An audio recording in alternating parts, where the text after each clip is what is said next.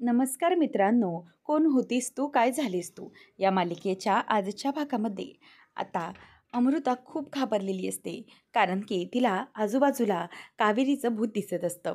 आणि तितक्यात यश समोर येतो, विचारतो अमृता काय झालं. तेव्हा ती म्हणते की यश मला ना इथे कावेरीचं भूत दिसतंय. तेव्हा तो म्हणतो की काय, कावेरीचं भूत कसं. तेव्हा मग ती दरवाजाच्या बाहेर बघते तर कावेरी तिला आणखी घाबरवत असते आणि तिथून दरवाजाच्या बाहेरून चालत असते. तेव्हा मग यश बघेपर्यंत पुन्हा ते भूत म्हणजेच कावेरी नाहीशी होते. आणि मग यश म्हणतो की कुठे आहे? मला तर कोणीच दिसत नाही आहे बाहेर. तेव्हा मग अमृता म्हणते की अच्छा, म्हणजे याचा अर्थ फक्त कावेरी मलाच दिसते तर. म्हणजे खरंच हे कावेरीचं भूत असणार. ती खूप घाबरते की नाही यश नाही, ते कावेरीचं भूत आता मला मारून टाकेल. यश म्हणतो की असं काय करतेस अमृता तू?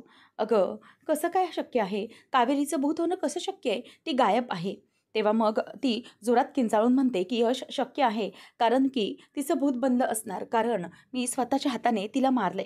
या स्वतःच्या हाताने मी तिला मारून गाडले जमिनीत. आता हे ऐकल्यानंतर सगळेजण अगदी चक्क ऐकतच राहतात, कारण की आता तिने जे काही बोलले ते सगळ्यांना ऐकू गेलेलं असतं. आणि खरं तर विद्याचा, कावेरीचा आणि यशचा हाच प्लॅन असतो की सगळ्यांसमोर अमृताचं खरं रूप आणायचं आहे. तेव्हा मग सगळेजण बघायला लागतात. पौर्णिमा म्हणते की अमृता काय बोलते हे मा, मला तर कळतच नाही आहे. तेव्हा मग आता मा म्हणते की अगं अमृता काय झालंय, हे काय बोलतेस काय तू? तेव्हा सगळेजण तिच्याकडे बघतात आणि अमृताच्या लक्षात येतं की हा सगळा मला लावलेला ट्रॅप होता. नंतर मग समोरून कावेरी येते. आता कावेरी समोरून आल्याबरोबर मा तिच्याकडे बघायला लागते आणि म्हणते की कावेरी, अगं हे काय झाले तुझा, आणि हा तुझा अवतार असा का झालाय, असं मा तिला विचारते. आणि सगळेजण कावेरीकडे अगदी बघतच राहतात, कारण की पूर्ण ती मातीने माखलेली असते आणि तिचे केस वगैरे सगळे असे मोकळे सोडलेले, अगदी विद्रूप अवतारासारखं तिचं झालेलं असतं सगळं. तेव्हा मग लगेच कावेरी म्हणते की मा, आता हे सगळं काय झालंय, कसं झालंय, हे तुम्हाला स्वतः अमृताच सांगेल. तेव्हा मग यश म्हणतो की हो, आता हे सगळं काय घडलंय, कावेरीचा असा अवतार का झालाय ना मा, ते आता अमृता स्वतःच्या तोंडून कबूल करणार आहे. आता मात्र अमृता यशकडे बघतच राहते, कारण की तिला कळलेलं असतं की यशने हे सगळं मुद्दाम माझ्या तोंडून वदवून घेण्यासाठी केलं आहे. तेव्हा मग अमृता म्हणते की यश, काय बोलतोस तू हे? मग तो म्हणतोय की तू बोल, तुला काय बोलायचंय ते सगळं तू बोल. तू जे जे काही केलंयस ना, ते सगळं ने आम्ही आता ऐकलंय. त्यामुळे हे सगळं काय केलंयस, कसं केलंयस, हे सगळ्यांना आम्हाला तू आता स्वतःहून सांगायचं आहेस. सांग, लवकर सांग. तेव्हा आता ती गप्पच बसते. मग ती पुढे काहीच बोलत नाही. कावेरी पुढे म्हणते की कसं आहे ना अमृताताई, किती काही केलत ना, तुम्ही कितीही पापं केलीत ना, तरीही या पापांचे जे उपकार असतात किंवा हे पापांची जी काही परतफेड असते ना, ती तुम्हाला इथेच या जन्मातच करावी लागत असते. त्यामुळे तुम्ही जे काही पाप कराल, ते या जन्मातच त्याचे भोग तुम्हाला फेडावे लागणार असतात. त्यामुळे आता इथेच या जन्मात तुम्हाला हे सगळे पाप फेडावे लागणार आहेत. तेव्हा मग लगेचच पुढे अमृता बघत राहते आणि मा म्हणते की "अगं बोल ना, काय झालं? काय केलंस तू नक्की? बोल आम्हाला सगळ्यांना. आम्हाला काहीच माहीत नाही की तू काय केलंस ते." तेव्हा आता अमृता म्हणत असते की मा मा ती फक्त एवढंच बोलत असते. तेव्हा यश म्हणतो की पुढे बोलायचं काम कर. हे बघ अमृता, जर तू स्वतःच्या तोंडून काही सांगितलं नाहीस ना, तर मात्र मी इथे आता पोलिसांना बोलवेन आणि पोलीस येऊन काय ते तुझ्या तोंडून वदवून घेतील. तसंही सगळं सत्य पोलिसांना माहीत असणारच आहे. त्यामुळे तू तुझ्या तोंडून सत्य कबूल कर की तू काय केलंयस ते. आणि तुझ्या तोंडून आता तुला कबूल केल्याशिवाय दुसरा काहीही पर्याय उरणार नाही आहे. त्यामुळे तुला हे सत्य सगळ्यांसमोर आणावंच लागणार आहे की तू काय केलंय. कावेरीच्या बाबतीत तू किती काय काय चुकली हे सगळं तुला सांगावं लागणार आहे. तेव्हा मग आता हे ऐकल्यावर विद्या म्हणते की जाऊ दे. मला तर वाटतंय की तुम्ही यश भाऊजी पोलिसांनाच फोन करा बघू. पोलीस इथे असतीलच आणि तसंही आपल्याकडे सगळे पुरावे आहेत की हिने काय काय केलंय ते. त्यामुळे आता हिचं पितळ सगळ्यांसमोर उघडं पडणारच आहे. तेव्हा मग यश म्हणतो की बोल, बोल ना घडाघडा काय झालं? 1 मिनिटावर पोलीस येतील, लवकर बोल. तेव्हा मग बोलतेस की नाही? असं म्हटल्यावर ती आता वैतागते आणि हो, हो, मीच केलं हे सगळं. मीच केलंय. मीच कावेरीला मारण्याचं प्लॅनिंग केलं आणि तिला जमिनीमध्ये गाडलं होतं जिवंत, मीच केलंय. तेव्हा आता हे ऐकल्यावर सगळ्या जणांना धक्का बसतो की अमृताने हे असं सगळं केलंय आणि कावेरीला तिने मारण्याचं इतकं मोठं धाडस केलंय. तेव्हा मग आता कावेरी ही गप्पच असते. आणि जे काही अमृताने केले ते सगळ्या पापांचा पाडा ती सगळ्यांसमोर वाचून दाखवत असते. आता कावेरी हे सगळं ऐकत असते आणि ऐकत असताना तिलाही खूप त्रास होत असतो, कारण की त्या त्रासातून कावेरी स्वतः गेलेली असते. मग सगळे बघत असतात. यामी पण बघत असते की बापरे, इतकं मोठं केलं हिने. तेव्हा आता अमृता म्हणते की मावशी, हे सगळं फक्त मी तुझ्यासाठी केलं. मला कावेरीवर राग होता तो तुझ्यामुळे. तेव्हा मग आता कावेरी ही असं तिच्याकडे बघत असते. तितक्यात ही अमृताच्या हाताला धरते आणि जोरात स्वतःकडे खेचत तिला जोरात कानाखाली वाजवते आणि म्हणते की हे काय केलंस तू? हे माझ्यासाठी केलंस असं म्हणतेस तू? आम्ही तुला कधी असं शिकवलंय का गं, की असं काही करायचंय? अगं, असं वागताना तुला काही कसं वाटलं नाही? अगं, एका जिवंत बाईला, कावेरीला तू गाडायला निघाली होतीस. हे करताना तुझ्या मनात जराही कुठल्याही प्रकारचा किंतु परंतु आला नाही. मला तर याबद्दल नवलच वाटतंय तुझं. अगं, कुठल्या काळजाची बनली आहेस गं तू? एका स्त्रीबरोबर असं वागताना, जी चिकूची आई आहे, तुला तिच्याबद्दल काही वाटलं नाही? हे असं करताना तुझ्या मनात जराही काही किलमिश कसं काही आलं नाही? मला तर असं वाटतंय, की मी तुला ओळखण्यात ना सबसेल चुकली आहे. मला वाटत होतं, की तू आत्तापर्यंत या घराचा चांगल्याचा विचार करतेस. या घरात तू अगदी सगळ्यांना समजून घेते, परंतु तसं अजिबात नाही. खूप मोठी चूक केली मी तुझ्या बाबतीत. या घरची मोठी सून म्हणून तुला सगळे अधिकार दिले होते मी. तू तू मात्र खूप मोठी चूक केली. खरंच उदय, मला माफ कर रे बाळा. चुकले मी. मला असं वाटलं, की ही अमृता तुझ्याबरोबर संसार चांगला करील आणि तसंही तू किती वर्ष आयुष्यभर एकटं जगणार होतास. त्यामुळे तुला ती आयुष्यभर साथ देईल असं वाटलं होतं मला. आयुष्य एकाकी जाऊ नये म्हणून या अमृतासोबत तुझं लग्न लावून दिलं मी. का? तर तुझा संसार सुखाचा होईल, आयुष्य सुखाचं होईल म्हणून. पण नाही. मला आता समजतंय, की मी खूप मोठी चूक केली. मला माफ कर उदय. मी खूप मोठे म्हणजे गुन्हेगार आहे. तेव्हा आता हे म्हटल्यावर उदय गप्प असतो. तेव्हा मग यश म्हणतो, की तुम्हाला वाटत होतं सगळ्यांना, की कावेरी चुकीची आहे. हो ना उदय दादा, परंतु तसं नव्हतं.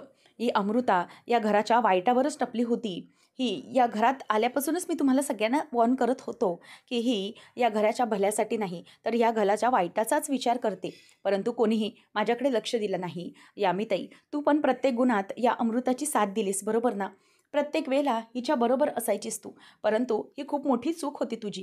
आता तरी तुझ्या लक्षात आलंच असेल, की अमृता किती क्रिमिनल माइंडेड आहे. मी तुम्हाला पहिल्यापासून डे वनपासून वॉर्न करत आलो, की ही मुलगी हिच्यावर काही विश्वास ठेवू नका.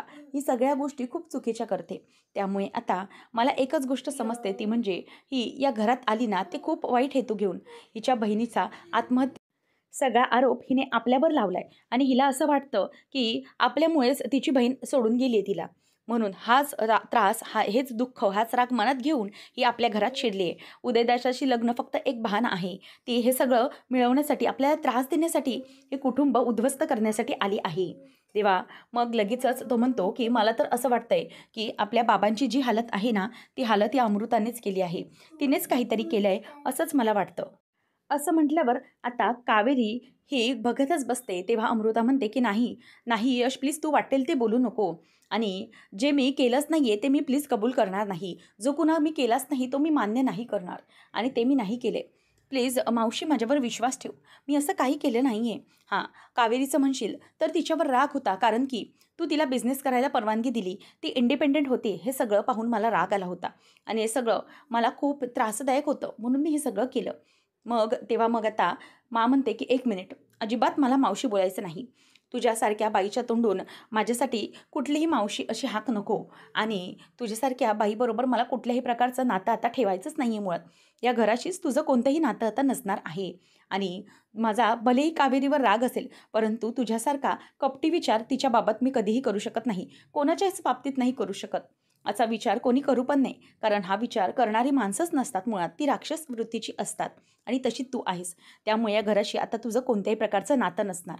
तेव्हा मग आता जे अमृताच्या गळ्यातलं मंगळसूत्र असतं ते खेचून घेते आणि म्हणते, की "आता इथून पुढे तुला जर या काळ्या मण्यांची किंमत नसेल, तर हे काळे मणी तुझ्या गळ्यातही नाही राहू देणार मी. लक्षात ठेव. तुझं आणि उदयशी असलेलं नातं मी आता कायमचं संपवते. तुझं या घराशी आता कोणतंही नातं नसणार आहे. तू या घरातून आता कायमची निघणार आहेस. तुला असं वाटत असेल, की तू हे माझ्यासाठी करत होतीस, तर नाही. या गोष्टींना मी कधीच दुजोरा देऊ शकत नाही. कारण की हे घर हे अगदी निर्मळ आहे आणि या घरात कोणावरही मी आजपर्यंत अन्याय होऊ दिलेला नाही आणि तसाच कावेरीवरही होऊ देणार नाही. तू माझ्या यश आणि कावेरीसोबत जे काही वागलीस ना, ते मी कधीच माफ करू शकणार नाही. अमृता, आजपर्यंत मी हे शिकवलं की कधीही कोणाशी वाईट विचार करायचा नाही. आपल्याला राग असेल तरी त्या माणसाला अगदी समजेल अशा भाषेत बोलायचं. परंतु तू आज कावेरीचा जीव घ्यायला निघाली होतीस गं. कुठल्या वाईट थराला पोहोचलीस? नाही.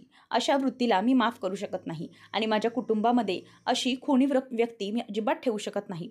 आज जाऊन तू उद्या काही करू शकतेस. आणि यश म्हणतोय तेही पटतंय की तू यांनाही असंच केलं असशील काहीतरी. म्हणूनच आता ती खूप चिडलेली असते. आता अमृताच्या हाताला धरते आणि तिला अगदी घराच्या बाहेरच फेकून देते आणि दरवाजा लावून घेते. आणि दरवाजा लावल्यावर इथे आता माला खूप त्रास व्हायला लागतो. कारण की जे काही घडलंय त्यामध्ये तिला अगदी खूपच असा त्रास होत असतो. त्यावेळेला यश आणि कावेरी तिला असा आवाज देऊन सावरतात. तेव्हा मग ती म्हणते की चुकले रे मुलांना, चुकले मी. खरंच खूप मोठी चूक केली. अशा गुन्हेगारी वृत्तीच्या मुलीला मी माझ्या घरात थारा दिला. खरंच माझी खूप मोठी चूक झाली. मी कशी चुकले? आजपर्यंत मला खूप मोठा विश्वास होता. स्वतःवर मोठा गर्व, अभिमान होता की माझी माणसांची पारख कधीही चुकत नाही. मी कायम बरोबर असते. परंतु आज या अमृताने हे सिद्ध करून दाखवलं की मी खूप मोठी चूक केली. या मुलीला ओळखण्यात मी खूप मोठी चूक केली होती. असं म्हणून आता खूप नाराज होते आणि स्वतःच्या खोलीतच ती काही न बोलता निघून जाते. तेव्हा मात्र इथे आता पौर्णिमा पण उभी असते आणि ती म्हणते की बापरे, ही अमृता या थराला जाईल कधीच वाटलं नव्हतं. मी म्हणते की म्हणजे बाबांची ही जी अवस्था झाली ती पण अमृतानेच केली असेल का? सगळे गप्प असतात. आता रडत रूममध्ये येत असते. यश धावत धावत येतो आणि दरवाजा बंद करत असताना तिला अडवतो आणि ती आतमध्ये येऊन रडू लागते आणि तिचं रडणं अगदी थांबतच नसतं. यश म्हणतो की प्लीज रडू नकोस ना, प्लीज शांत हो ना, असं नको करूस. तेव्हा मग ती म्हणते की यश, मी काय करू रे, मला खरंच कळत नाही आहे. खूप मोठी मोठी चूक भोगते रे मी. आणि खरं तर मी माफीच्या पण लायक नाही आहे. कारण मी आजपर्यंत तुम्हा सगळ्यांना शिकवते. पण मी मात्र खूप मोठी चूक करून बसली आहे. खरंच आता काय करू मी? कुठे तोंड दाखवू? आणि यांना तरी मी काय तोंड दाखवू? तेव्हा मग ती यशला म्हणते की अमृता, मला असं वाटायची ती खरंच माझी मोठी सून आहे. तिला सगळे अधिकार पण देणार होते मी. पण नाही, खूप मोठी चूक झाली माझ्याकडून. मी त्या मुलीला ओळखण्यात कशी चुकले माझंच कळत नाही आहे मला. मी आजपर्यंत खूप खूप सगळं काही बघितलं. बरेच उन्हाळे पावसाळे बघितले. पण ही मुलगी आणि कावेरीचा मी सतत द्वेष करत राहायचे. पण मला माहीत नाही की ही अमृता माझ्या घरात अगदी गुन्हेगारी वृत्तीची बनून बसली आहे. राक्षसीन मुलगी आहे, जी माझ्या घरावर वाईट डोळा ठेवून आहे आणि माझ्या घरावरच्या वाईटावर टपणाऱ्या मुलीला मी ओळखू शकले नाही. याचीच खंत वाटते मला. माझ्या सगळ्या घराची मी गुन्हेगार आहे. यश नाही. आता मला स्वतःला माफ करता येणं शक्यच वाटत नाही आहे. खूप मोठी चूक केली मी आणि या सगळ्यातून कशी मी बाहेर पडणार आहे माझं मलाही कळत नाही. खूप चुकली आहे रे मी यश, असं म्हणून ती सारखी सारखी रडत असते. यश म्हणतो, हे बघ, मला कळतंय की तुला या सगळ्याचा अमृताचं सत्य समजल्यामुळे खूप त्रास झाला आहे. पण असं अजिबात करू नकोस. नाही, तू कधी चुकली नाही. तू कायम आम्हा सगळ्यांना सारखीच शिकवण दिली आणि चांगली शिकवण दिली. पण हे सगळं जो तो घेतो त्याच्यावर आहे ना गं तू सगळ्यांना चांगलं शिकवलं. कधी आम्हाला वाईट शिकवलं नाहीस किंवा कोणाच्याही कधीच वाईटाचा विचार तू केला नाही. तू सतत सगळ्यांचं चांगलं कसं होईल हेच बघत राहिली. मग मला सांग, तू कशी चुकू शकते?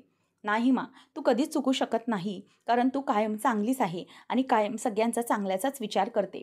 त्यामुळे काही झालं तरीही मला माहिती आहे तू कधीही चुकत नाही. तेव्हा मग आता म्हणत असते की नाही रे यश, नाही, मी चुकले. यावेळेला मी सपशेल चुकले. काय करायचं मलाही कळत नाही. माझ्याकडून खूप मोठी चूक झाली आणि मी हरली आहे यावेळेला. तेव्हा आता यश म्हणतो की नाही तू अजिबात हरू शकत नाही. मला कळतंय अमृताचं जे काही आहे ते मी तुम्हाला पहिल्यापासून सांगत होतो.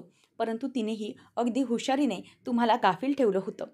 कितीही काही झालं तरीही तुम्हाला तिने कुठल्याही गोष्टीपर्यंत पोचू दिलं नव्हतं. पण मला माहीत आहे. त्यामुळे प्लीज तू शांत राहा. तू स्वतः तिच्या चुकीचा त्रास करून घेऊ नको स्वतः.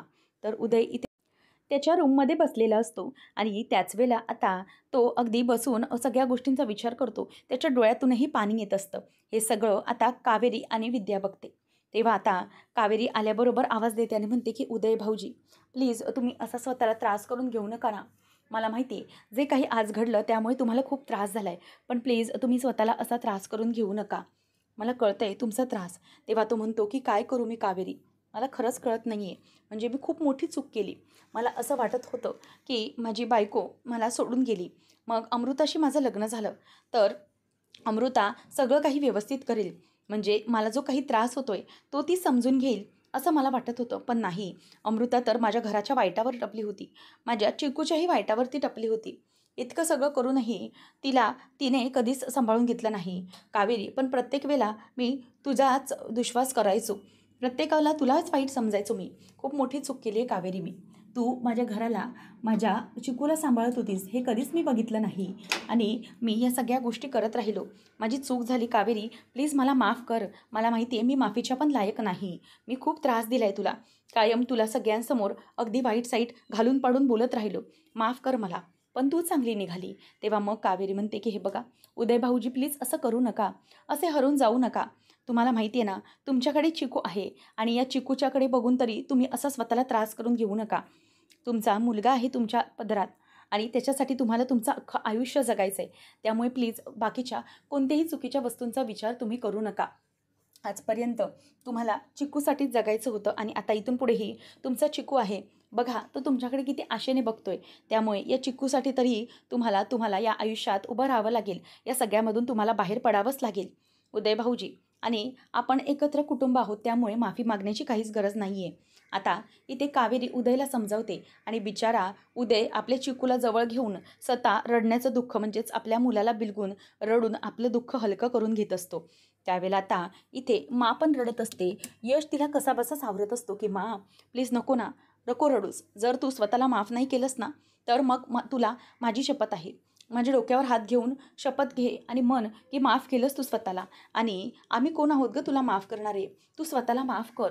तेव्हा ती आता हात बाजूला घेते, म्हणते यश नाही नाही, माझे इतके गुन्हे मोठे आहेत की मी ना स्वतःला माफ नाही करू शकत. यश प्लीज नको. तेव्हा मग आता तो म्हणतो की नाही मा, जर असंच करत राहिली ना तर मग बघ आमच्या घरात कोणीही सुखी नाही राहू शकणार. जर तू स्वतःला अशीच दुःखी ठेवत राहिली तर घरात कोणीही नवीन सुरुवात करू शकणार नाही मा. म्हणून तुझी गरज आहे सगळ्यांना. अगं तू हवी आहेस आम्हा सगळ्यांना. तू या घराचा आधारस्तंभ आहेस, आमच्या सगळ्यांची लाडकी आहेस तू. तुझ्याशिवाय हे आम्हाला कोणालाही घर नको. त्यामुळे नाही मा, असं अजिबात करू नको. तू स्वतःला माफ कर आणि माझ्या डोक्यावर हात ठेव. आणि जर तू स्वतःला माफ केलं नाही ना तर मग मी तुझा मुलगा नाही असं मानेन मी. तेव्हा मग ती म्हणते की नाही रे बाळा यश, नाही, तू माझाच मुलगा आहेस. जरी मी तुला जन्म नाही दिला ना तरीही तू माझ्याच पोटचा मुलगा आहेस रे, तू माझाच गोळा आहेस. असं म्हणून ती आता त्याला मिठी मारून रडू लागते आणि स्वतःला माफ करते.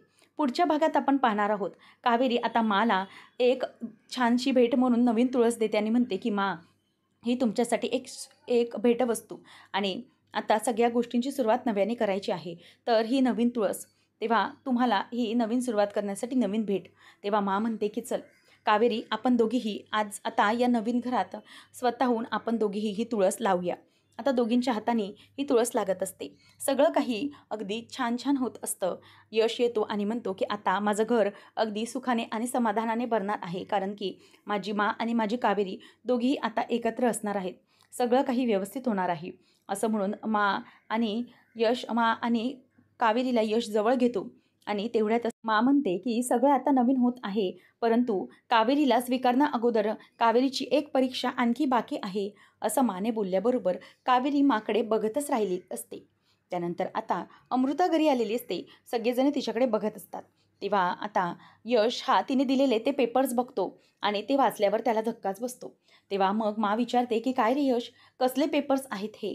तेव्हा आता यश म्हणतो की मा, हे हॉस्पिटलचे रिपोर्ट्स आहेत. अमृता प्रेग्नेंट आहे.